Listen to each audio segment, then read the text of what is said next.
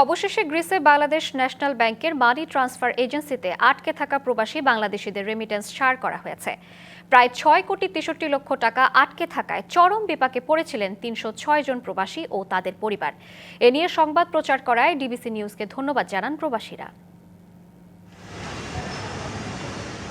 গত ১.৫ মাস ধরে বাংলাদেশ ন্যাশনাল ব্যাংকের মালিকানাধীন প্রতিষ্ঠান এনবিএল মানি ট্রান্সফার এজেন্সির মাধ্যমে দেশে পাঠানো ৩০৬ জন প্রবাসীর ৬,৬২,৯৭,৫০০ টাকা রেমিটেন্স আটকে ছিল। এ নিয়ে ডিবিসি নিউজে একটি প্রতিবেদন প্রচার করা হয়। পরে গ্রিসে নিযুক্ত বাংলাদেশের রাষ্ট্রদূত বাংলাদেশ সরকারের বিভিন্ন দপ্তর ও ব্যাংক কর্তৃপক্ষকে জানালে তারা সমাধানের উদ্যোগ নেন।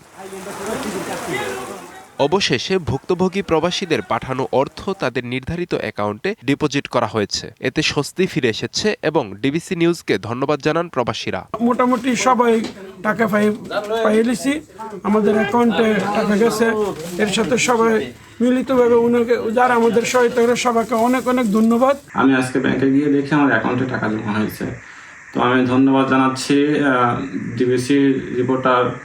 বিদেশ থেকে দেশে রেমিটেন্সের টাকা আসে নিরাপদে, তাই আজই আপনার আপনজনকে বলে রাখুন রেমিটেন্সের টাকা যেন শুধু নগদেই পাঠায়। মতিউর রহমান মুন্না ভাইকে এবং আরো ধন্যবাদ জানাচ্ছি বাংলাদেশ দূতাবাসকে।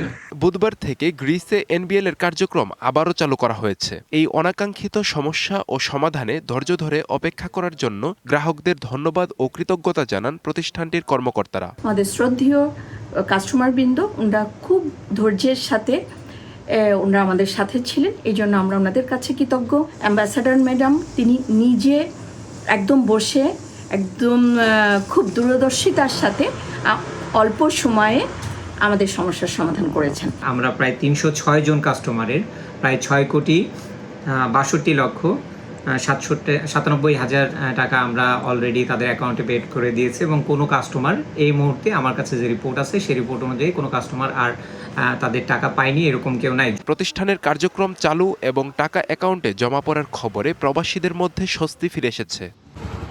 DBC news desk.